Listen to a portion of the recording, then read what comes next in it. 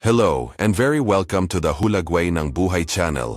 Ang kwentong ito na iyong papanoorin ay magpapayanig sa iyong damdamin at mag-iiwan ng isang katanungang nakabitin sa hangin. Totoo ba ang kwentong ito o hindi? Mag-subscribe sa channel at iwanan ang iyong gusto. Tara na sa video. Nakaupo si Isabelita Montero sa dulo ng mahabang hapagkainan, napapaligiran ng mga kaibigan at pamilya, ngunit hindi umabot sa kanyang mga mata ang ngiti sa kanyang mukha. Maligaya ang kapaligiran na may mga makukulay na lobo, kumikislap na kandila at isang mesa na puno ng mga sopistikadong pagkain. Tila ang lahat ay nagsasaya, ngunit para kay Isabelita, ang gabi ay nagtagal sa mabagal na paghihirap. Kaarawan niya iyon at kahit na sa ganong kapansin-pansing petsa, hindi niya napigilan ang pakiramdam ng kawalan ng laman na lumamon sa kanya. Ito ay dapat sana ay isang sandali ng pagdiriwang, ng pinagsamang kagalakan, ngunit sa halip, nadama niyang nag-iisa sa karamihan. Si Carlos gaya ng dati ang nangingibabaw sa eksena, matangkad, may kapansin-pansing presensya. Tuwang-tuwa siyang nagkwento habang kinukwento niya ang isa pa niyang kwento. Tumawa ng malakas, na umaakit sa atensyon ng lahat. Isa siyang karismatik na tao, ang uri ng tao na tila nasa paanan niya. Ang mundo. Naalala ni Isabelita kung gaano siya naakit ng kumpiyansang ito noong una silang magkita. Ngunit ngayon, ang parehong katangiang iyon ay naging dalawang talim na espada. Isabelita, dapat matuto kang magbihis, biglang sabi ni Carlos na parang talim ang boses. Ang komento ay ginawa ng walang kabuluhan at bagamat pinanatili niyang maliwanag ang tono, kitang-kita ang pinagbabatayan ng kalupitan. Ang bulwagan, na kanina ay puno ng tawanan, ay tila tumahimik saglit. Lahat ng tao sa mesa ay napatingin sa kanya. Ang iba ay naaawa, ang iba ay may curiosity. Nagpatuloy si Carlos, hindi pinansin ang epekto ng kanyang mga salita. Birthday mo, pero mukhang hindi ka man lang nag-abalang sumubok. You could have tried a little harder, don't you think? Naramdaman ni Isabelita ang pag-init ng kanyang mukha. Malalim ang pananalita ng kanyang asawa na parang maliliit na karayom na tumutusok sa kanyang kaluluwa. Ang sakit ng pampublikong kahihiyan ay halos hindi mabata. Bumaba ang tingin niya sa platong nasa harapan niya, halos hindi niya matukoy ang pagkain sa pagitan ng mga luhang nagbabadyang bumagsak. Bahagyang nanginginig ang kanyang mga daliri habang sinusubukang panatilihin ang kanyang kalmado. Walang paraan na hahayaan niyang makita niya ang kanyang mga luha. Wala doon, hindi noong gabing iyon. Naalala niya kung gaano kaiba si Carlos noon. Sa mga unang taon ng kanilang pagsasama, pinakitunguhan niya ito ng may halong paggalang at paghanga na nagparamdam sa kanya ng pagiging espesyal. Ngunit sa paglipas ng panahon, ang lambing na iyon ay nawala, na nagbigay daan sa isang lumalalang lamig, isang distansya na hindi niya kayang lampasan. Siya ay naging mas kritikal, mas malayo, at ang pinakamasama sa lahat, walang malasakit sa kanyang pagdurusa. Siya ay palaging tagapagbigay ng bahay, ginagarantiyahan ang kaginhawahan, paglalakbay, mga kotse, ngunit sa anong halaga? Para kay Carlos, ang pagbibigay kay Isabelita ng lahat ng mabibili ng pera ay sapat na upang bigyang katwiran ang paraan ng pagtrato nito sa kanya. Naniniwala siya na kabayaran nito ang kanyang pag-uugali, na para bang ang katatagan ng pananalapi ay isang lisensya upang maging malupit. Umalingaw-ngaw sa kanyang tainga ang tawa na sumunod sa komento ni Carlos na parang isang malupit na panunuya, at naramdaman ni Isabelita ang isang bukol sa kanyang lalamunan. Gusto niyang bumangon, umalis, ngunit naparalisa siya sa takot na magdulot ng eksena na mas maakit ang atensyon sa sarili. Tsaka saan ako pupunta? Ang bahay na tinitirhan nila, ang buhay na binuo nilang magkasama, lahat ng iyon ay tila ikinulong. Siya. Noon pa man ay alam na ni Carlos kung paano siya manipulahin, kung paano siya panatilihing kontrolado ng magkahalong mga pangako at mga nakatalukbong pagbabanta. Habang ang mga panauhin ay patuloy na nag-uusap at nagtatawanan sa paligid, niya nadama ni Isabelita na lalong nahiwalay sa mga taong iyon. Bawat ngiti, bawat salitang ipinagpapalit sa hapag, tila isang malupit na paalala kung gaano kababaw ang naging buhay niya. Muli niyang nilingon si Carlos, sinusubukang hanapin ang bakas ng lalaking minsan niyang minahal. Nandoon siya, sa gitna ng karamihan, sumasayaw at nagkukwentuhan na parang walang nangyari. Na parang hindi lang siya pinahiya sa harap ng lahat. Iniisip ni Isabelita kung anong sandali na wala na siya ng kontrol sa sarili niyang buhay. Kailan niya pinahintulutan si Carlos na maging ganitong domestic tyrant, isang taong walang pakialam sa kanyang nararamdaman? Naalala niya kung paano siya bago ang kasal, puno ng mga pangarap at inaasahan. Ngunit sa paglipas ng mga taon, ang mga pangarap na yon ay ibinaon ng isang mapait na katotohanan. Ang katatagan ng pananalapi na inaalok ni Carlos ay dumating sa napakataas na presyo. Ngunit noong gabing iyon, may isang bagay sa loob niya na nagsimulang magbago. Nakaupo roon, sa gitna ng kahihiyan at paghamak, sinimulan ni Isabelita na tanungin ang lahat ng mga pagpipilian na ginawa niya hanggang sa sandaling iyon.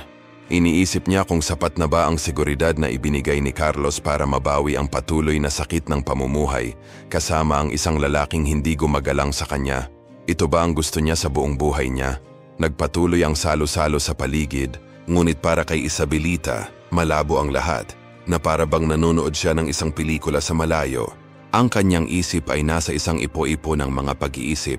At sa unang pagkakataon sa mahabang panahon, sinimulan niyang isaalang-alang ang posibilidad na marahil, mayroong isang paraan mula sa emosyonal na impyerno na ito. Ngunit paano siya makakatakas? Paano siya magkakaroon ng lakas ng loob na palayain ang sarili mula sa pagkakagapos ni Carlos sa kanya? Noon pa man ay nakaugalian na ni Carlos na ipahiya si Isabelita at ito ay naging banayad at nakakasira na gawain sa kanilang buhay. Sa labas ng mundo, siya ang larawan ng tagumpay, isang kaakit-akit, matagumpay na tao na nagbigay sa kanyang pamilya ng lahat ng mabibili ng pera. Siya ay hinahangaan ng mga kaibigan, iginagalang ng mga kasamahan, at tila ang perpektong asawa. Ang bahay na kanilang tinitirhan ay isang matikas na mansyon, na may magandang hardin at mga sopistikadong kasangkapan, isang tunay na palasyo sa paningin ng mga bumisita dito.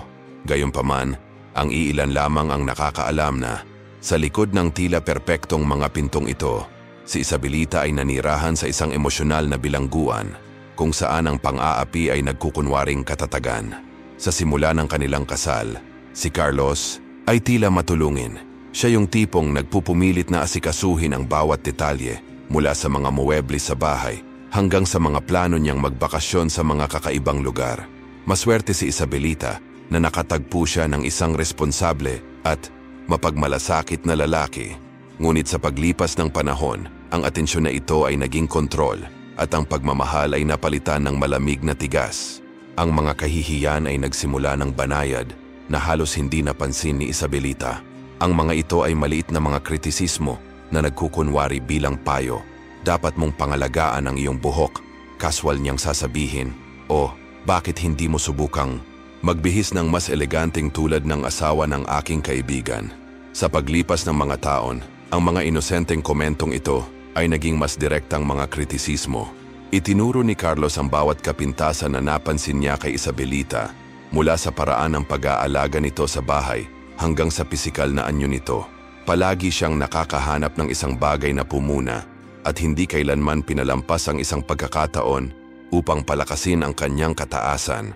Sa mga party at social gatherings, inilalagay niya ito sa mga mahirap na sitwasyon na para bang gusto niyang ipakita sa lahat na sa kabila ng kanyang mga kapintasan, siya pa rin ang mapagmahal na asawang sumuporta sa kanya. "Isabelita, darling, you should really try harder in the kitchen," he would say at dinners, with a smile on his lips that didn't reach his eyes. Kung tutuusin, ito ang pinakamaliit na magagawa mo dahil hindi ka nagtatrabaho sa labas ng bahay. Ang mga ganitong uri ng mga komento na ginawa sa harap ng mga kaibigan at pamilya ay nagtulak sa kanya na mawala. Awkwardly siyang ngumiti, pilit na binabaliwala ang bukol na namumuo sa kanyang lalamunan, habang ang iba naman ay magalang na tumawa, hindi alam kung gaano siya nasaktan sa mga salitang iyon. Panay ang kahihiyan, ngunit sinubukan ni Isabelita na bigyang katwiran ang ugali ni Carlos. Sobrang pressure siya sa trabaho, she told herself, trying to believe that the stress is making him act the way he did. May mga pagkakataon na kinumbinsi niya ang sarili na talagang nagmamalasakit ito sa kanya, na ang kanyang mga kritisismo ay isang baluktot na anyo ng pag-ibig, isang pagtatangka na tulungan siyang maging mas mahusay. Pero sa kaibuturan niya, alam niyang hindi iyon. Alam niyang itinuturing siya ni Carlos bilang isang tropeyo, isang bagay na dapat ipakita, ngunit hinubog siya nito sa kanyang imahe at pagkakahawig, na binubura ang kanyang kakanyahan sa proseso. Ang pinakamasakit, ay ang mapagtanto na siya ay nagiging anino ng kanyang sarili. Naalala ni Isabelita ang masiglang babae bago siya ikasal, puno ng mga pangarap at ambisyon. Ngunit sa tabi ni Carlos, lahat ng mga pangarap na ito ay binubura, isa-isa, napalitan ng kulay abo at nakalulungkot na katotohanan. Tumingin siya sa salamin at halos hindi niya nakilala ang babaeng nakita niya. Ang kabataan ay kumupas, hindi lamang dahil sa paglipas ng panahon, kundi dahil sa emosyonal na bigat na dinadala nito. Ang kanyang mga mata, na dating puno ng ningning, ngayon ay parang pagod at walang laman. Pinahintulutan ni Isabelita ang kahihiyan sa ilang kadahilanan. Ang katatagan ng pananalapi na inaalok ni Carlos ay isa sa mga pangunahing dahilan. Lumaki sa isang maliit na pamilya, palagi niyang naririnig mula sa kanyang ina na ang pinakamahalagang bagay ay ang pagiging ligtas. Ang isang tao na ginagarantiyahan ng kanyang pang-araw-araw na pagkain ay isang tao na karapat-dapat sa paggalang, sabi ng kanyang ina, at isinasaisip ni Isabelita ang paniniwalang ito. At ganap na ginampanan ni Carlos ang tungkuling ito. Wala siyang pinalampas. Ang mga bata ay nag-aral sa pinakamahusay na mga paaralan. Ang mga pista opisyal ay palaging nasa mamahaling destinasyon at ang mga bayarin ay palaging binabayaran. Alam niya na marami ang naiinggit sa kanyang buhay, ngunit kakaunti ang nakakaalam ng halagang ibinayad niya para dito. Ang pampublikong imahe na nilinang ni Carlos ay nagpapanatili din sa kanya na bihag. Paano ko iiwan ang isang kasal na nakita ng lahat bilang perpekto? Paano ko matitiis ang paghatol ng mga tao, ng mga kaibigan, ng sarili kong pamilya? Si Isabelita ay namuhay ng dobleng buhay. Sa labas, siya ay asawa ng isang matagumpay na tao na may nakakainggit na buhay. Sa loob-loob niya, siya ay isang babae na nagpupumilit na mabuhay ng emosyonal, araw-araw.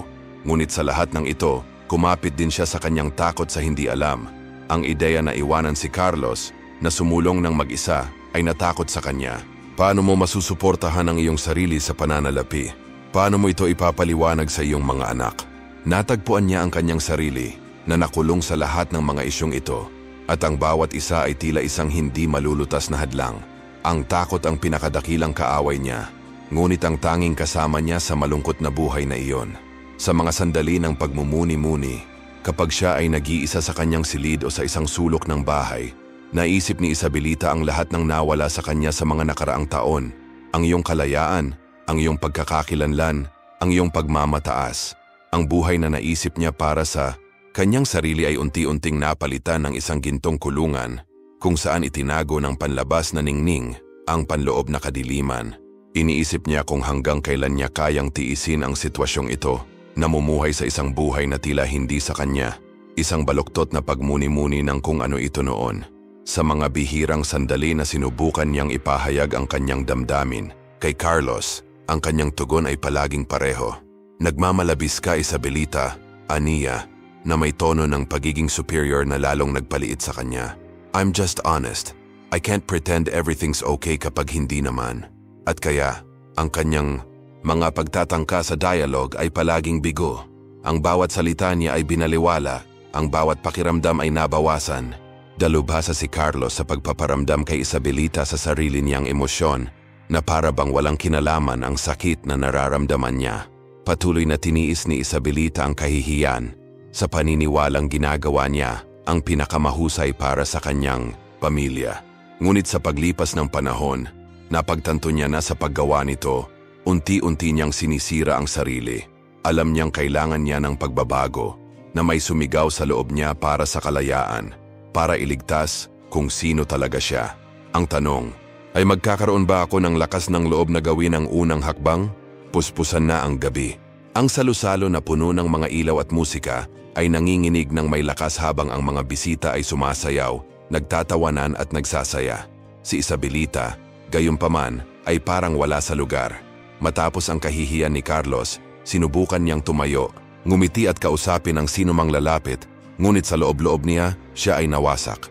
Ang silid ay tila umikot sa paligid niya, ang mga pamilyar na mukha ay naghalo sa isang malabo na ulap. Gusto niyang umalis, lumayo sa lahat, ngunit alam niya na ang social protocol ay nagpapanatili sa kanya doon, na nakulong na parang isang puppet sa palabas na inorganisa ni Carlos. Noon ay may nakakuha ng atensyon niya mula sa kabilang bahagi ng kwarto. Sa mga mananayaw, May isang babae na kakaiba sa iba. Matangkad, may mahabang maitim na buhok, may kapansin-pansing presensya. Gumalaw siya ng may biyaya at sensualidad na umaakit ng mga sulyap saan man siya magpunta. Ang pangalan niya ay Loretta, isang masayang dalaga na tila naging sentro ng atensyon noong gabing iyon. Saglit siyang pinagmasdan ni Isabelita at may kakaibang pakiramdam na nagsimulang tumubo sa loob niya. May kung anong pamilyar sa itsurang iyon, isang bagay na labis na bumabagabag sa kanya. Ngunit hindi pa rin niya matukoy. Habang lumalalim ang gabi, napansin ni Isabelita na tila interesado si Carlos kay Loretta. Matindi niyang pinagmamasdan. Ito na may kislap sa mga mata nito na ilang taon na niyang hindi nakikita. Sa isa sa mga break sa sayaw, nilapitan niya ang dalaga at nagpalitan sila ng ilang salita. Natawa si Carlos sa sinabi ni Loretta at sa sandaling iyon, naging malinaw kay Isabelita ang lahat. Isang nagyayelong lamig ang dumaloy sa kanyang gulugod at kung ano ang isang hinala lamang ang nabuo sa kanyang isipan. Si Loretta ay hindi lamang isang mananayaw. Siya ang manliligaw ni Carlos. Pakiramdam ni Isabelita ay nawala ang lupa sa ilalim ng kanyang mga paa. Ang mga piraso ng puzzle ay nagsimulang pumasok sa kanyang isipan at ang paghahayag ay nakapipinsala. Sa lahat ng pagkakataong late umuwi si Carlos, ang mga mahiwagang koneksyon, ang mga sandali ng distansya, lahat ay may katuturan ngayon. Si Loretta ang dahilan sa likod ng kakaibang ugali ni Carlos nitong mga nakaraang buwan. Sinubukan niyang iwaksi ang iniisip, sinasabi sa sarili na maaaring mali siya, na paranoid lang siya.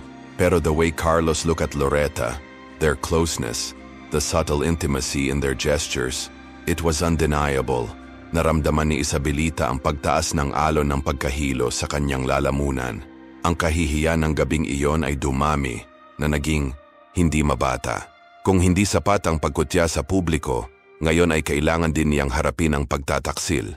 Gayunpaman, sa kabila ng ipo-ipo ng mga emosyon na sumalakay sa kanya, napanatili ni Isabelita ang kanyang kalmado. Alam niyang hindi siya papayag na masira dito sa harap ng lahat. Kaya huminga siya ng malalim at nagpa siyang magmasid mula sa malayo, nangongolekta ng mga pahiwatig na magpapatunay sa kanyang mga hinala. At habang lumalalim ang gabi, bawat kilos, bawat tingin, bawat ngiti na ipinapalitan ni na Carlos at Loretta ay nagpapatibay lamang sa mapait na katotohanan. Sa sandaling lumapit muli si Loretta kay Carlos, sa isang mas matalik na sayaw, napagpasyahan ni Isabelita na kailangan niyang umalis doon. Hindi niya kayang makitang ganoon kalapit ang asawa sa babaeng iyon. Paumanhin na may pilit ng ngiti, lumayo siya sa mga bisita at tinungo ang hardin kung saan hindi siya maabot ng musika at tawanan. Ang malamig na hangin sa gabi ay tumama sa kanyang mukha, ngunit hindi iyon sapat para mawala ang sakit at galit na namumuo sa kanyang dibdib. Sa katahimikan ng hardin, habang kumikinang ang mga ilaw ng party sa di kalayuan, naramdaman ni Isabelita na tuluyang umagos ang mga luha sa kanyang mukha. Ang pagkakanulo ni Carlos ay ang malupit na kumpirmasyon ng lahat ng kanyang kinatatakutan, na, para sa kanya, hindi na siya sapat. Kinatawan ni Loretta ang lahat ng hindi siya, bata, masigla, puno ng buhay. At pakiramdam ni Isabelita ay itinapon, parang isang luma at walang kwentang bagay. Malalim ang sakit ng pagtataksil, ngunit kasabay nito, may isang bagay sa loob ni Isabelita na nagsimulang gumising. Pinaghalong galit at determinasyon niyon. Alam niyang hindi niya kayang ipagpatuloy ang pamumuhay sa ganitong paraan na patuloy na pinapahiya at ngayon ay pinagtaksilan. Sa sandaling iyon, sa gitna ng tahimik na pag-iyak, nagdesisyon si Isabelita. May kailangang baguhin at sisimulan niyang hanapin ang pagbabagong iyon kahit na hindi pa niya alam kung paano. Ang pagbubunyag na si Loretta ang kalaguyo ni Carlos ay nagpayanig ng malalim kay Isabelita, ngunit hindi doon natigil ang sakit. Si Carlos, bukod sa pagiging taksil, ay nagsimula na ring maghinala na si Isabelita ay may kalaguyo. Ang hinala ay lumitaw matapos siyang makatanggap ng anonymous na liham na naglalaman ng mga larawan at detalye na nagsasabing nagpapakita si Isabelita sa mga intimate moments kasama ang isang hindi kilalang lalaki. Ang mga larawang ito ay may kahina-hinalang kalidad, ngunit ayaw malaman ni Carlos ang anumang mga katwiran. Naniniwala siyang totoo ang sulat na pinagtaksilan siya ni Isabelita at nagdulot lamang ito ng matinding galit at paghamak sa kanya. Ang liham, kasama ang mga akusasyon at nakakagambalang mga imahe, ay dumating sa opisina ni Carlos nang walang babala. Nang mabasa niya ito, ang una niyang reaksyon ay kawalan ng tiwala at galit.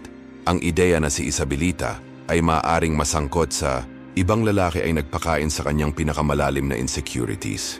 Si Carlos ay isang taong may kontrol at ang posibilidad na niloloko siya ng kanyang asawa ay humamon sa kanyang imahe ng kapangyarihan at pangingibabaw.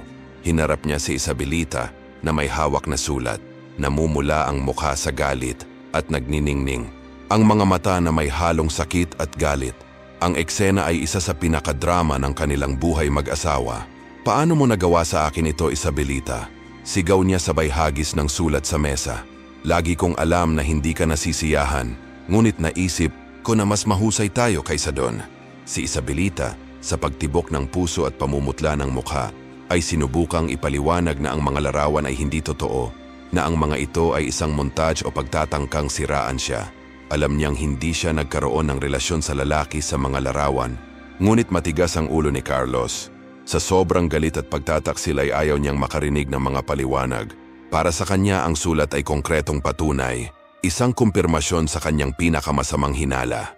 Naging mas madalas ang mga komprontasyon, kung saan madalas na inaakusahan ni Carlos si Isabelita ng pagtataksil at paggawa ng mga dramatikong eksena. Sinimulan niyang balikan ang mga sandali na, sa kanya, ay maaaring nagpapahiwatig ng kahina-hinalang pag-uugali, kahit na ang pinaka-inosente na pakikipag-ugnayan sa mga kaibigan o kasamahan ay binigyang kahulugan niya bilang mga palatandaan ng pagkakanulo.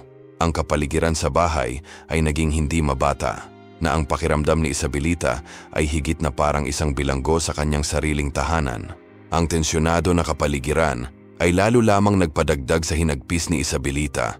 Siya ay desperado na patunayan ang kanyang kawalang kasalanan, ngunit lahat ng mga pagtatangka na ipaliwanag at bigyang katwiran ay walang kabuluhan. Ang sakit ng pagtataksil ni Carlos, na hinaluan na ngayon ng walang basehang mga akusasyon, ay nagtanong sa kanya ng sarili niyang katinuan at higit na nagkakahalaga. Pakiramdam niya ay nabubuhay siya sa isang bangungot, kung saan, bukod pa sa kahihiyan sa publiko at pagtataksil kay Carlos, kailangan niyang harapin ang patuloy na panggigipit ng pagiging responsable sa posibleng pangangalo niya. Sa ganitong sitwasyon, ng kawalan ng pag-asa at kalituhan, sinimulan ni Isabelita na siya sa atin ang pinagmulan ng liham sa kanyang sarili. Sinusubukang makahanap ng anumang palatandaan na maaring magbunyag ng tunay na may akda na haharap siya sa isang serye ng mga hamon. Ang mga larawan ay hindi tumpak at ang impormasyon sa sulat ay malabo. Walang sapat na detalye upang matukoy ang pinagmulan. Gayunpaman, determinado siyang tuklasin ang katotohanan, hindi lamang para linisin ang kanyang pangalan, kundi maunawaan din kung bakit may gustong sirain ang kanyang buhay sa ganoong kalupit na paraan. Habang sinusubukan ni Isabelita na harapin ang mga isyong ito, isang bago at hindi inaasahang pagunlad ang naganap. Si Tony, isang lalaking hindi pa niya nakilala, ay nagsimulang maghanap sa kanya. Siya ay nagpakita sa kanyang bahay isang hapon na may dalang bagyo ng mga paghahayag na magbabago sa lahat ng pinaniniwalaan ni Isabelita na alam niya tungkol sa kanyang sariling buhay.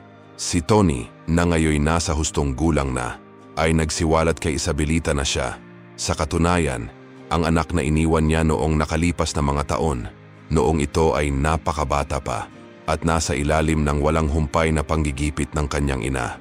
Yung Komal na kwento ni Tony na minarkahan ng sakit at pagkawala ay naglabas ng mga lihim na matagal nang ibinaon ni Isabelita. At kasama niyan, ang pakikibaka ni Isabelita ay hindi lamang laban sa mga akusasyon ni Carlos ng pagtataksil at pagtataksil, kundi laban din sa kanyang pagkakasala at panghihinayang sa pagtalikod sa kanyang sariling anak. Habang sinusubukang i-assimilate ni Isabelita ang laki ng lahat ng nangyayari, lalong naging malinaw ang katotohanan tungkol kay Tony at sa papel nito sa tela ng kanyang buhay.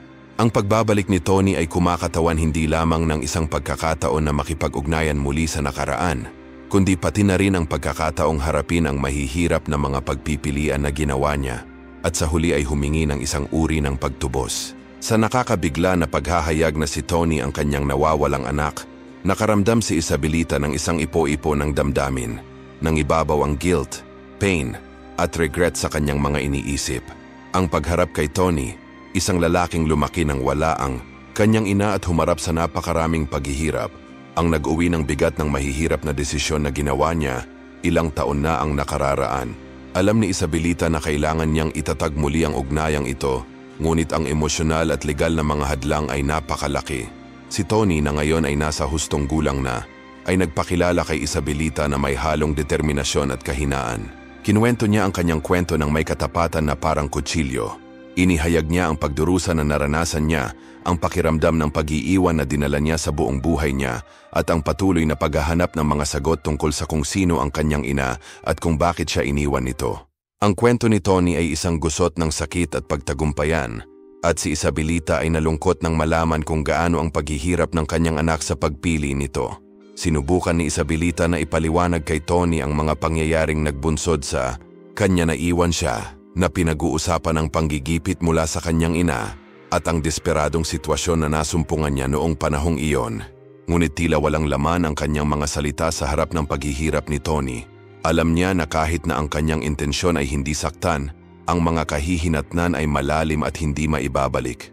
Si Tony naman ay humarap sa panloob na pakikibaka habang sinisikap niyang ipagkasundo ang imahe ng idealized na ina na dinala niya sa loob ng maraming taon sa masalimuot at masakit na katotohanan sa harap niya.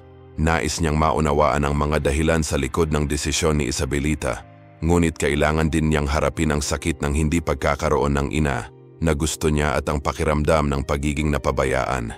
Si Isabelita, na determinadong magbayad para sa lahat ng kanyang makakaya, ay nagsimulang maghanap ng mga paraan upang muling makipag-ugnayan kay Tony. Kumonsulta siya sa mga abogado upang maunawaan ang mga legal na posibilidad ng muling pakikipag-ugnayan sa kanya, ngunit mabilis na natuklasan na ang mga hadlang ay makabuluhan. Si Tony ay nag-aatubili na magbahagi ng personal na impormasyon at maging legal na kasangkot sa pakiramdam na ito ay maaaring magpalubha pa ng sitwasyon. Sa bawat hakbang nahihirapan si Isabelita. Ang legal na sistema ay tila hindi nagpapatawad, at ang proseso ng muling pagpapasigla ng isang relasyon sa isang taong hindi ko lubos na kilala ay nakakapagod sa damdamin. Damang-dama ang sakit ni Tony at pakiramdam ni Isabelita ay lumalaban siya sa dagat ng sama ng loob at kawalan ng tiwala.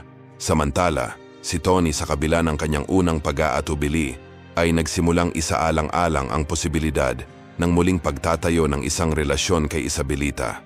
Nakita niya sa kanya ang isang pagmuni-muni ng kanyang sariling pakikibaka at sakit at nagsimulang maunawaan na kahit na ang kanyang desisyon ay nagdulot ng isang malalim na sugat, ang layunin ay hindi upang iwanan siya. Nagkaroon ng pagnanais na maghanap ng isang uri ng pagkakasundo at upang galugarin ang posibilidad ng isang bagong simula. Dedikado si Isabelita sa lahat ng kanyang makakaya para matulungan si Tony na malampasan ang kanyang nakaraan. Sinubukan niyang ipakita na handa siyang magsikap na bumuo ng isang tunay na relasyon sa pamamagitan ng pakikinig sa kanya at pagsuporta sa kanyang emosyonal na mga pangangailangan. Bagamat mabagal at masakit ang proseso, handa siyang harapin ang anumang hamon upang mabawi ang nawala sa kanya. Unti-unting umunlad ang relasyon ni Isabelita at Tony.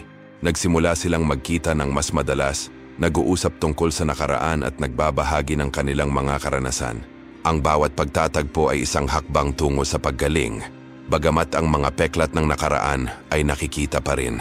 Desidido si Isabelita na ipakita kay Tony na nagbago na siya at handa siyang gawin ang lahat para maayos ang pinsala. Samantala, ang sitwasyon kay Carlos ay patuloy na naging hamon. Si Carlos, kahit na hindi siya tapat, ay ayaw ng diborsyo.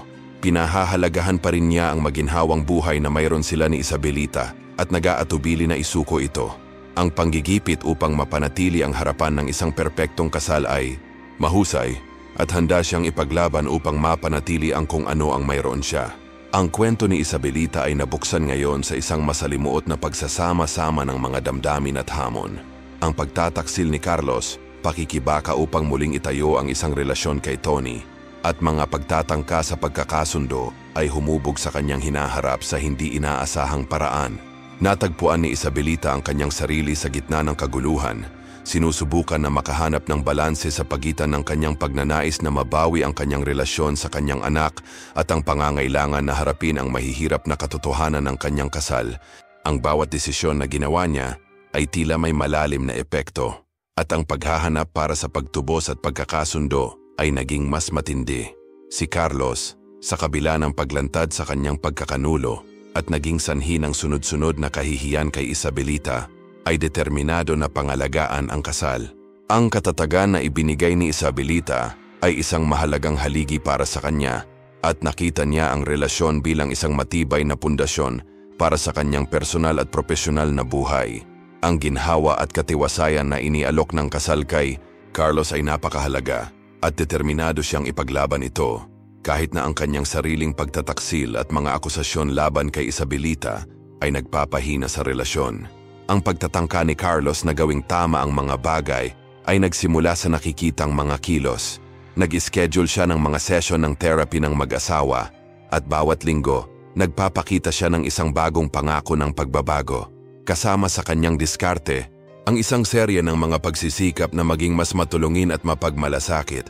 Nagsimulang magkusa si Carlos sa mga aktibidad ng pamilya, tulad ng paghahanda ng almusal para kay Isabelita at sa mga bata o pagtulong sa mga gawaing bahay. Bukod pa rito, sinikap niyang maging mas kasangkot sa buhay ng kanyang mga anak sa pamamagitan ng pagdalo sa mga pulong sa paaralan at mga sporting event, isang bagay na dati niyang pinabayaan. Ang mga pagtatangka na ito gayunpaman ay isang halo ng tunay na layunin at kalkuladong pagsisikap. Nais ipakita ni Carlos kay Isabelita na handa siyang baguhin at ayusin ang kanyang sinira. Gumawa siya ng isang punto ng pag-highlight na siya ay dumadalo sa individual na therapy, isang bagay na pinaniniwalaan niya ay kritikal sa kanyang sariling personal na paglaki at pagpapagaling sa kanyang kasal. I'm committed to this, Isabelita, Anya. Naiintindihan ko kung gaano kita nasaktan at ginagawa ko ang lahat para magbago. Gayunpaman, natagpuan ni Isabelita ang kanyang sarili sa isang komplikadong posisyon. Ang sakit ng pagkakanulo at mga nakaraang kahihiyan ay mahirap baliwalain. Natukso siyang maniwala sa mga pagbabago ni Carlos, ngunit nanatili ang alaala ng nasaktan at kawalan ng tiwala. Sa bawat oras na sinubukan niyang suriin muli ang relasyon, lilitaw ang mga alaala ng mga panahong naging malupit at walang galang si Carlos, at ang mga alaalang ito ay magpapalabo sa anumang pagsisikap sa pagkakasundo. Higit pa rito, nahihirapan si Isabelita na balansehin ang sitwasyon kay Tony. Ang pagsisikap na muling buuin ang isang relasyon sa kanyang anak ay isang emosyonal na matinding at masakit na proseso. Si Tony, sa kanyang mga galos at damdamin ng pag-abandona, ay nahihirapang harapin ang katotohanan ng kanyang ina at ang sakit ng pag-iiwan. Kinailangan ni Isabelita na harapin ang sarili niyang pagkakasala at pagsisisi habang sinusubukang bumuo ng isang tunay na koneksyon kay Tony. Ang sitwasyon ay isang minahan ng mga damdamin at ang bawat pakikipagtagpo kay Tony ay nagdulot ng lalim ng pagkawala at panghihinayang na kanyang nadama. Malaki rin ang epekto ng presensya ni Tony sa kanyang buhay sa relasyon nila ni Carlos. Si Carlos, nang malaman ang tungkol sa pagbabalik ni Tony, ay nagsimulang makaramdam ng pananakot. Nakita niya ang sitwasyon bilang isang hamon sa kanyang autoridad at balanse ng kanyang buhay-pamilya. Ang presensya ni Tony ay nagdulot ng kawalan ng kapanatagan at paninibugho. At si Carlos ay nagsimulang magpakita ng higit na pagtatanggol na pag-uugali, na nag-aalala tungkol sa kung paano maaaring makaapekto ang presensya ni Tony sa kanyang posisyon sa pamilya. Puno ng tensyon ang pag-uusap ni Isabelita at Carlos. Sinubukan ni Carlos na bigyang katwiran ang kanyang mga pagkakamali at ipakita na siya ay nagsisisi, ngunit nadama ni Isabelita na ang kanyang mga salita ay hindi sapat upang pagalingin ang malalalim na sugat. Ang proseso ng therapy ay napatunayang isang emosyonal na larangan ng digmaan, kung saan tinalakay ni Isabelita at Carlos ang kanilang mga damdamin, ang kanilang mga inaasahan, at ang epekto ng mga aksyon ni Carlos. Ang bawat sesyon ng therapy ay parang isang pagsisikap na lumikha ng karaniwang batayan, ngunit madalas itong nagtatapos sa mga komprontasyon at hindi pagkakasundo. Nagsimulang magtanong si Isabelita kung sulit ba ang pagsisikap na mapanatili ang kasal. Pakiramdam niya ay napunit sa pagitan ng pagnanais na maibalik ang katatagan at ang pangangailangang protektahan ang sarili mula sa sakit at pagkakanulo. Habang nahihirapan sa sarili niyang damdamin, nagsisikap din siyang humanap ng paraan para makapagbigay ng mas malusog na kapaligiran para sa kanyang mga anak at kay Tony.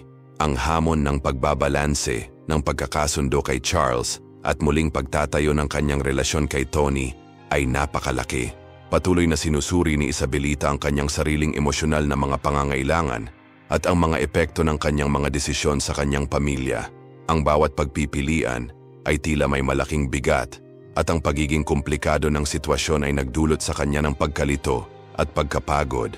Ang kwento ng pagtataksil at panghihinayang ay patuloy na lumaganap kung saan si Isabelita ay naglalakbay sa isang kalituhan ng mga damdamin at mga hamon habang sinusubukan niyang maghanap ng landas tungo sa pagpapagaling at pagkakasundo. Si Carlos, sa kabila ng kanyang pagsisikap, ay kinailangan pa ring harapin ang kahihinatnan ng kanyang mga aksyon at ang katotohanan ng sakit na idinulot niya kay Isabelita. Determinado siyang pangalagaan ang kasal, ngunit ang pakikibaka para sa pagtitiwala at muling pagtatayo ng relasyon ay mga hamon na hindi kayang lampasan ng mababaw na mga pangako at kilos. Ang kwento ay malayong naresolba at ang paglalakbay ni na Isabelita at Carlos ay nagpatuloy sa paglalahad, puno ng mga komplikado at kawalan ng katiyakan tungkol sa kinabukasan ng kanilang relasyon at ang pangmatagalang epekto ng mga desisyong ginawa. Si Isabelita, nang nahaharap sa sakit ng pag-iwan kay Tony, ay nalubog sa isang masakit na proseso ng pakikipagkasundo sa kanyang anak. Ang pakiramdam ng pagkakasala at panghihinayang ay napakalaki. Ang muling pagtatayo ng kanyang relasyon kay Tony ay hindi lamang isang emosyonal na hamon, kasangkot din ito sa pagtagumpayan ng mga legal at praktikal na hadlang na lalong nagpakomplikado sa sitwasyon. Ang unang hirap na naranasan ni Isabelita ay si Tony mismo. Sa kabila ng kanyang pagnanais na muling bumuo ng isang bono, si Tony ay nag-aatubili at nag-aalangan. Ang kanyang pagkabata ay minarkahan ng kawalan ni Isabelita at ang mga paghihirap na kanyang hinarap ang humubog sa kanyang mga pananaw at damdamin sa kanyang ina. Nakabuo siya ng buhay na wala siya at ang muling pagpapakita ni Isabelita ay nagbunga ng magkasalungat na damdamin. Sinubukan ni Isabelita na mapalapit kay Tony sa maraming paraan. Sa una, nagpadala siya ng mga liham at mensahe na nagpapahayag ang kanyang pagnanais na muling kumonekta at linawin ang sitwasyon. Sa kanyang liham, nag-alok siya ng taos-pusong paghingi ng tawad na ipinaliliwanag ang panggigipit na kinaharap niya noon at ang sakit na kailangan niyang gawin ang mahirap na desisyon na iwan siya. Iminungkahi din niya ang mga harapang pagpupulong. Umaasa na ang direktang pakikipag-ugnayan ay maaaring makatulong na masira ang yelo at magtatag ng batayan para sa komunikasyon. Gayunpaman, si Tony, bagamat bukas sa posibilidad na makilala si Isabelita, ay may pag-aalinlangan at kahina-hinala. Mayroon siyang sariling mga katanungan at pagkabalisa at ang mga paliwanag ni Isabelita ay hindi sapat upang maibsan ang sakit na naipon sa paglipas ng mga taon. Gusto niyang maunawaan kung bakit gumawa ng ganoong desisyon ang kanyang ina at kung paano ito nakaapekto sa kanyang buhay. Mahirap sagutin ang mga tanong ni Tony at madalas na hindi makapagsalita si Isabelita sa harap ng pagdurusa ng kanyang anak at sa pagiging komplikado ng kanyang damdamin. Bukod sa emosyonal na mga hadlang, nahaharap din si Isabelita sa mga legal na hamon. Ang pagtatangkang muling itatag ang isang relasyon kay Tony ay nagsasangkot ng mga legal na isyu tungkol sa kanyang pag-iingat at mga karapatan. Si Tony, na ngayon ay nasa hustong gulang na, ay may sariling mga karapatan at mga pagpipilian na dapat gawin. At si Isabelita ay kailangang mag-navigate sa isang masalimuot na sistemang legal na kadalasan ay tila walang malasakit sa emosyonal na aspeto ng sitwasyon. Humingi siya ng legal na payo upang maunawaan ang kanyang mga karapatan at ang mga legal na implikasyon ng kanyang pagtatangka na makipag-ugnayan muli sa kanyang anak, ngunit ang burokrasya at pagiging komplikado ng proseso ay napakalaki. Habang nahihirapan si Isabelita sa mga hamong ito, hinarap din niya ang panggigipit ng sarili niyang kalungkutan at panghihinayang. Ang sakit ng pag-iwan kay Tony at ang pagnanais na makabawi sa nakaraan ay naroroon sa bawat pakikipag-ugnayan. Ang bawat pakikipagtagpo kay Tony ay isang pagkakataon upang sumulong, ngunit isang masakit na paalala sa kung ano ang nawala. Natagpuan ni Isabelita ang kanyang sarili sa patuloy na proseso ng pagharap sa sarili niyang mga pagkakamali at sinusubukang itama ang tila hindi na mababawi. Si Tony naman ay nagsimulang isaalang-alang ang posibilidad ng pagtanggap ng pagkakasundo, ngunit ang landas ay puno ng mga hadlang. Pakiramdam niya ay napunit sa pagitan ng pag-asa na muling mabuo ang isang relasyon kay Isabelita at ang takot na ito ay maaaring muling magbukas ng mga lumang sugat. Humarap siya sa mga kaibigan at tagapayo para sa suporta. Sinusubukang humanap ng paraan para maproseso ang kanyang mga emosyon at gumawa ng mga desisyon na pinakamainam para sa kanyang hinaharap. Ang paglalakbay ni Isabelita at Tony ay isa sa mga tagumpay at kabiguan, puno ng mga sandali ng pag-asa at kawalan ng pag-asa. Taos-puso ang pagnanais ni Isabelita na ayusin ang pinsala at makipag-ugnayan muli sa kanyang anak. Ngunit ang daan patungo sa pagkakasundo ay mahaba at puno ng hamon. Ang pagiging komplikado ng mga emosyon na kasangkot, ang mga legal na hadlang, at ang mga personal na paghihirap ni Tony ay naging mas komplikado ang sitwasyon. Nagpatuloy ang paglalahad ng kwento ni Isabelita at Tony. Sa bawat hakbang tungo sa pagkakasundo ay nagpapakita ng mga bagong hamon at pagkakataon. Ang pakikipaglaban para sa pagtubos at pagbuo ng isang makabuluhang relasyon ay isang mahirap na landas, ngunit determinado si Isabelita na harapin ang bawat balakid. Umaasa na sa kabila ng mga paghihirap, makakahanap siya ng landas tungo sa pagpapagaling at pakikipagkasundo sa kanyang anak. Si Carlos, kahit na matapos ang pagtataksil at sakit na idinulot niya kay Isabelita, ay determinado siyang ipaglaban ang kanyang kasal.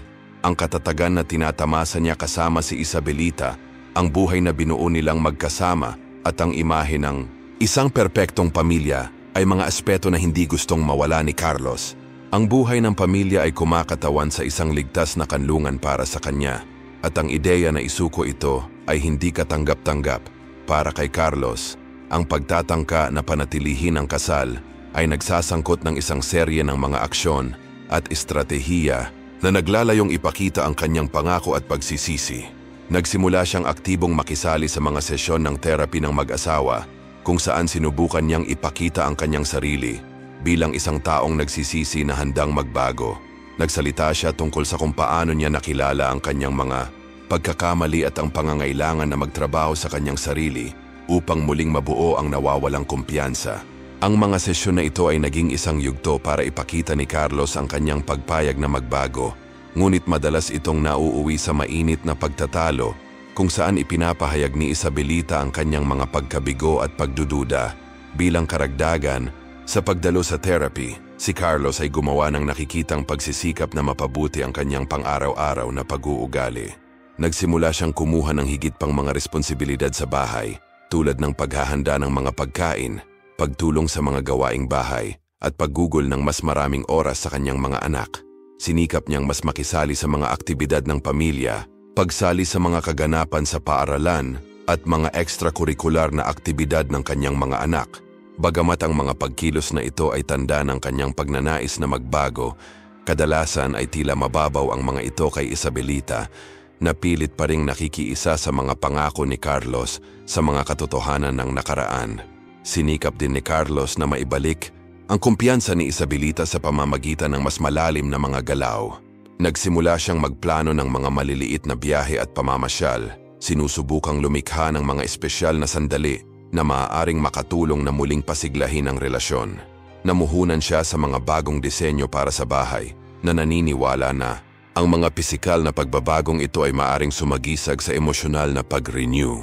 Ang mga pagsisikap na ito, gayunpaman, ay madalas na sinalubong ng pag-aalinlangan ni Isabelita na minarkahan ng sakit at kawalan ng tiwala.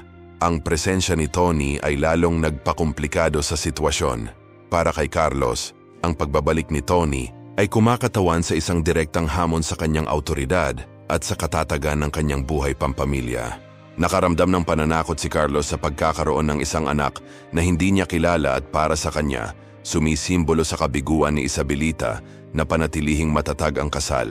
Ang sitwasyon ay lumikha ng karagdagang tensyon sa pagitan ni Carlos at Isabelita dahil pakiramdam niya na ang atensyon at lakas na inialay ni Isabelita kay Tony ay inaalis ang pokus sa kanilang relasyon. Si Isabelita ay napunit sa pagitan ng pagnanais na protektahan ang kanyang sariling mga interes at ang emosyonal na kapakanan ng kanyang pamilya. Ang pagbabalik ni Tony ay naglabas ng malalalim na katanungan tungkol sa kung ano ang kahulugan ng pagiging isang pamilya at kung paano haharapin ang mga sugat ng nakaraan.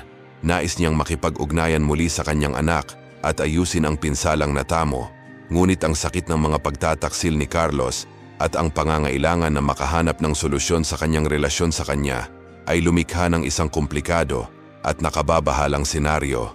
Ang hidwaan sa pagitan ni Carlos at Isabelita ay tumindi habang sinisikap niyang balansehin ang muling pagtatayo ng kanyang relasyon kay Tony at ang pangangailangang harapin ang mga komplikado ng kanyang kasal.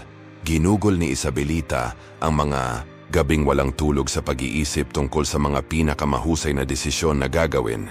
Iniisip ang posibilidad ng patuloy na pakikipaglaban upang iligtas ang kasal o sumulong sa isang paghihiwalay. Siya ay pagod at emosyonal na pagod, nagpupumilit na makahanap ng solusyon na patas sa lahat ng kasangkot. Naging mas madalas at napuno ng tensyon ang mga pag-uusap ni Isabelita at Carlos. Ang mga hindi pagkakasundo ay umikot sa nakalipas na pagtataksil, hindi natupad na mga pangako at ang kahirapan sa pag-aayos sa bagong realidad ng pamilya kasama si Tony. Ang bawat pag-uusap ay tila isang emosyonal na larangan ng digmaan, kung saan ang mga nakaraang sugat ay muling binuksan at mga bagong katanungan ang lumitaw. Ang sitwasyon ay patuloy na lumaganap sa isang masalimuot at hindi mahuhulaan na paraan. Sinisikap ni Isabelita na makahanap ng balanse sa pagitan ng pangangailangan na mapanatili ang katatagan ng pamilya at ang pagnanais na protektahan ang sarili at makahanap ng personal na kaligayahan. Ang relasyon kay Tony, na may sariling mga pasakit at hamon, ay isang mahalagang bahagi ng equation na iyon. Ang paghahanap ng kalutasan sa relasyon ni Isabelita at Carlos ay isang paglalakbay na puno ng ups and downs.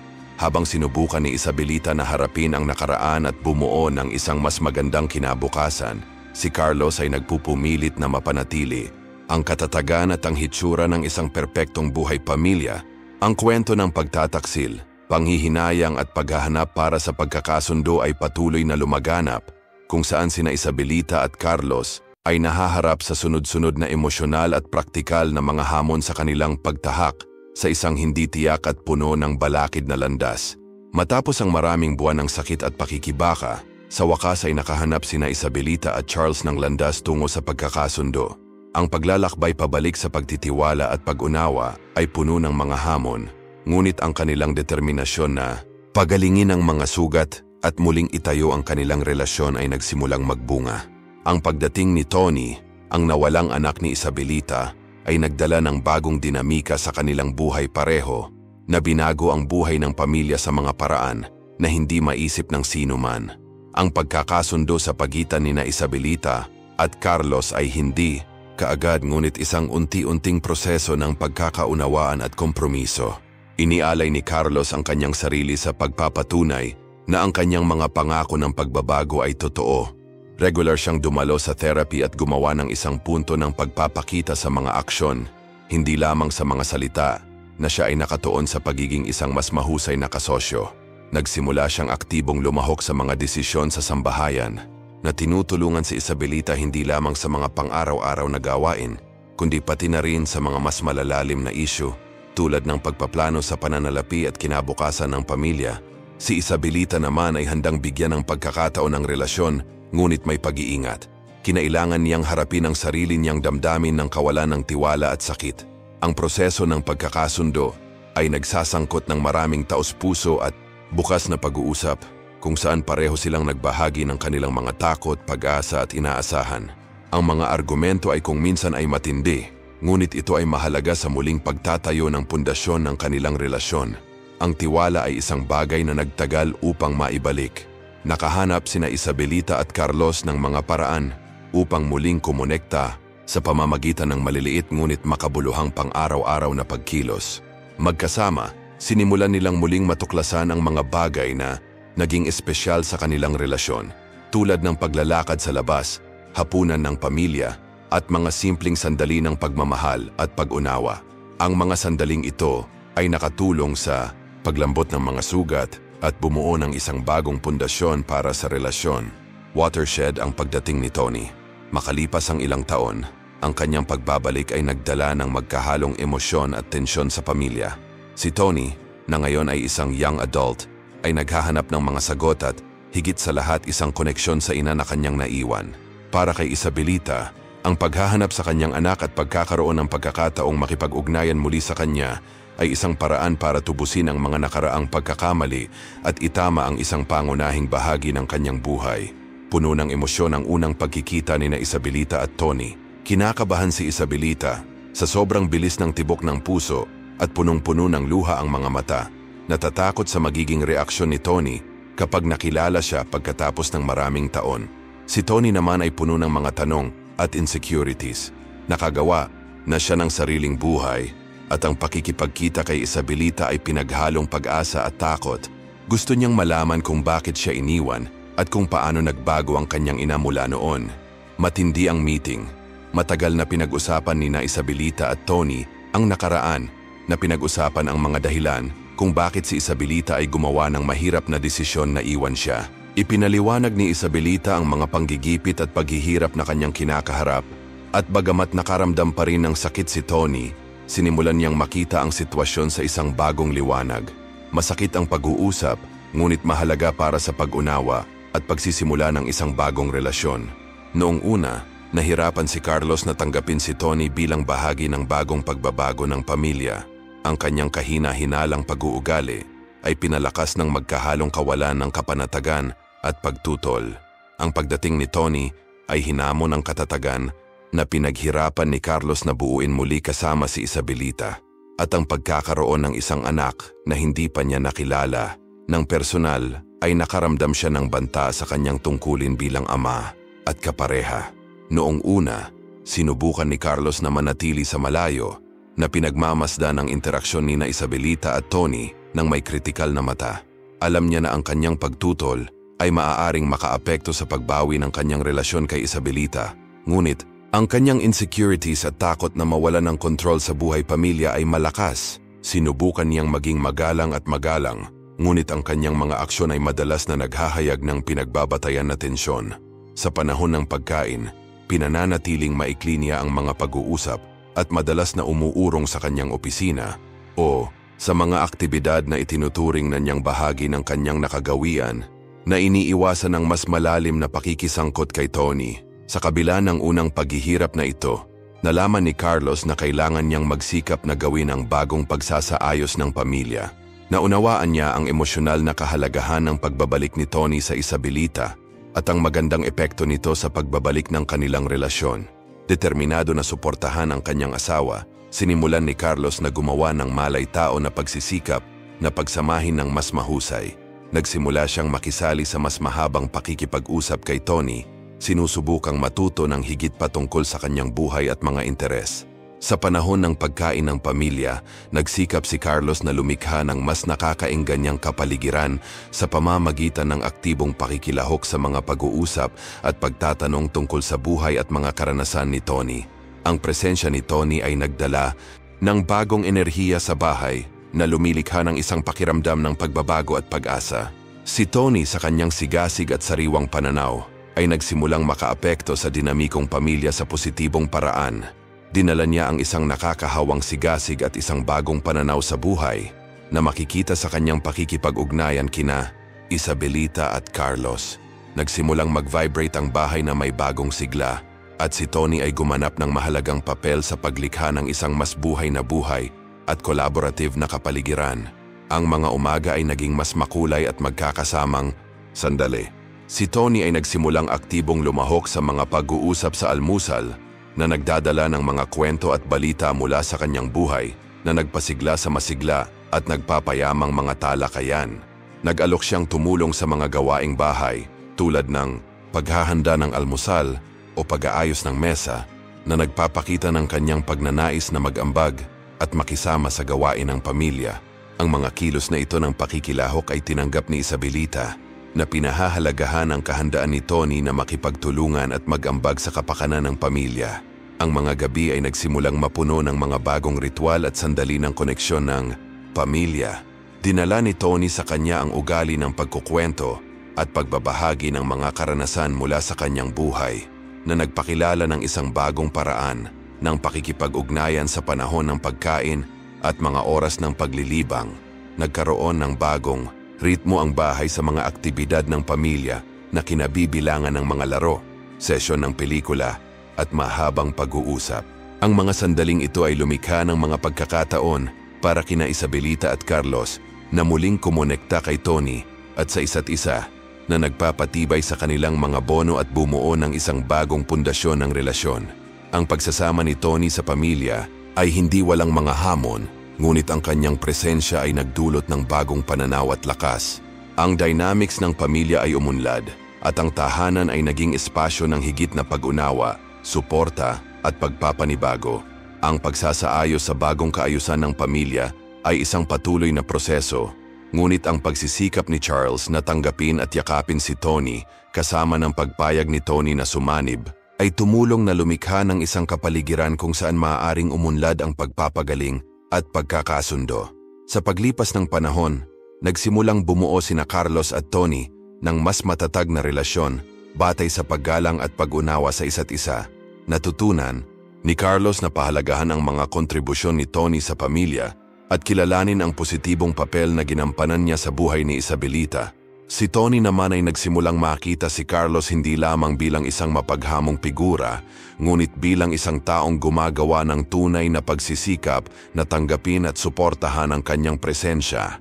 Ang pagbabago sa dinamika ng pamilya ay isang paglalakbay ng pag-unlad at pagbagay, kung saan ang lahat ng miyembro ng pamilya ay kailangang harapin ang kanilang sariling mga hamon at gumawa ng mga konsesyon upang bumuo ng isang mas maayos na hinaharap na magkasama. Ang presensya ni Tony ay hindi lamang nagdulot ng bagong enerhiya sa tahanan, ngunit nakatulong din na patatagin ang buklod ng pamilya at lumikha ng mas matibay na pundasyon para sa hinaharap. Si Tony, sa pagsali sa pamilya, ay nagdala sa kanya ng isang bagong sigla at isang serye ng mga interes na nagsimulang magpayaman sa pang-araw-araw na buhay ng grupo. Ang kanyang pagkahilig sa fotografiya at palakasan ay naging sentrong punto ng koneksyon sa pagitan ng mga miyembro ng pamilya. Si Tony ay gumugol ng maraming taon sa pagbuo ng kanyang mga kasanayan sa pagkuha ng litrato, pagkuha ng mga larawan ng mga landscape at pang-araw-araw na mga sandali na nagpahayag ng kakaibang pananaw sa mundo. Sinimulan niyang ibahagi ang mga larawang ito kina Isabelita at Carlos na ipinakita sa kanila ang kagandahan at pagiging komplikado ng buhay sa pamamagitan ng kanyang lens. Ang mga katapusan ng linggo ay naging mga sandali na nakatuon sa mga aktibidad sa labas na inspirasyon ng sigasig ni Tony para sa sport. Iminungkahi niya ang mga paglalakad, pagsakay sa bisikleta at mga sesyon ng pagsasanay sa labas, mga aktibidad na, bagamat sa una ay hamon para kina Carlos at Isabelita, ay mabilis na naging mga itinatangi na sandali. Dinala ni Tony ang pamilya sa mga landas na alam niya at ipinakilala sa kanila ang mga bagong sports na sinubukan niya. Ang bawat aktibidad ay naging isang pagkakataon upang palakasin ang mga bono, magsulong ng mga nakaka-relax na pag-uusap at lumikha ng mga nakabahaging alaala. Bukod pa rito, ipinakilala ni Tony ang pagsasagawa ng isang bagong tradisyon ng pamilya, mga gabi ng larawan. Nag-organisa siya ng mga sesyon ng pagsusuri ng kanyang mga litrato kung saan magtitipon ng pamilya upang tingnan ang mga larawan, pakinggan ang mga kwento sa likod ng bawat isa at talakayin ang mga diskarte sa photographic. Ang mga gabing ito ay naging isang ritual ng pagpapahalaga at pag-aaral kung saan maipapahayag ng bawat miyembro ng pamilya ang kanilang pagkamalikhain at pahalagahan ang sining ni Tony. Sina Isabelita at Carlos, na nauunawaan ang kahalagahan ng mga bagong hilig na ito para kay Tony, ay nagsikap na suportahan ang kanyang mga mitiin sa isang makabuluhang paraan. Si Carlos, na sa una ay walang gaanong interes sa sports, ay nagsimulang makisali sa mga aktibidad na iminungkahi ni Tony na nakikilahok sa pagsasanay at mga laro na may diwa ng pakikipagkaibigan at paghihikayat. Nakilala niya ang kahalagahan ng pagsuporta sa mga interes ni Tony, hindi lamang bilang isang paraan upang kumonekta sa kanya, ngunit bilang isang paraan din upang palakasin ang dinamika ng pamilya.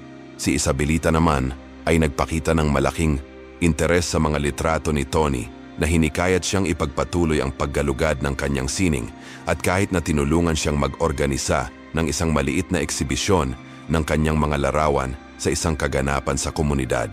Pinahahalagahan niya ang paraan ng paggamit ni Tony ng photography upang ipahayag ang kanyang mga damdamin at karanasan, at ang kanyang suporta ay hindi lamang limitado sa mga salita, kundi pati na rin ang mga aksyon tulad ng pagtulong sa mga proyekto sa photography at aktibong paglahok sa mga talakayan tungkol sa sining. Ang buhay ng pamilya ay malayo sa perpekto, ngunit nagkaroon ng panibagong pakiramdam ng pag-asa at posibilidad na lumaganap sa kanilang pang-araw-araw na buhay. Ang pagkakasundo ni Isabelita at Carlos kasabay ng pagbabalik ni Tony ay nagdulot ng bagong pundasyon para sa pamilya. Natututo silang mamuhay ng magkasama, harapin ang mga hamon at pahalagahan ang mga masasayang sandali na may bagong pananaw. Ang mga peklat ng nakaraan ay hindi nabura, ngunit naging bahagi ng isang mas malaking kwento ng pagtagumpayan at paglago. Ang salaysay ng pagtataksil at panghihinayang ay nagbigay daan sa isang bagong kwento, kung saan naging haligi ng buhay pamilya ang katatagan, pag-unawa at pagmamahalan. Ang bawat miyembro ng pamilya ay nagtrabaho upang bumuo ng isang mas magandang kinabukasan, humarap sa mga hamon ng sama-sama at ipagdiwang ang mga tagumpay, malaki at maliit. Ang bagong kaayusan ng pamilya ay nagdala ng ibang dynamic, kung saan ang pagtutulungan at suporta sa isa't isa ay mahalaga. Ang pang-araw-araw na buhay ay nagsimulang mamarkahan ng mga sandali ng malalim na koneksyon, kung saan ang mga nakabahaging aktibidad ay nakatulong upang bumuo ng isang pakiramdam ng pagkakaisa at pagkakaunawaan. Ang mga tradisyong nilikha ni Tony, ang mga bagong aktibidad at ang mga pagsisikap ni Isabelita at Carlos na suportahan ang kanilang mga mitiin ay mahalaga sa pagpapatibay ng ugnayan ng pamilya. Habang umuunlad ang pamilya sa kanilang paglalakbay, bawat araw ay isang pagkakataon upang matuto, lumago at suportahan ang isa't isa. Ang landas tungo sa pagkakasundo at pagbuo ng isang mas magandang kinabukasan ay patuloy. Ngunit ang dedikasyon ng bawat miyembro ng pamilya na gawing makabuluhan at masaya ang buhay na magkasama ang pundasyon kung saan binuo ang bagong kwento ng pamilya.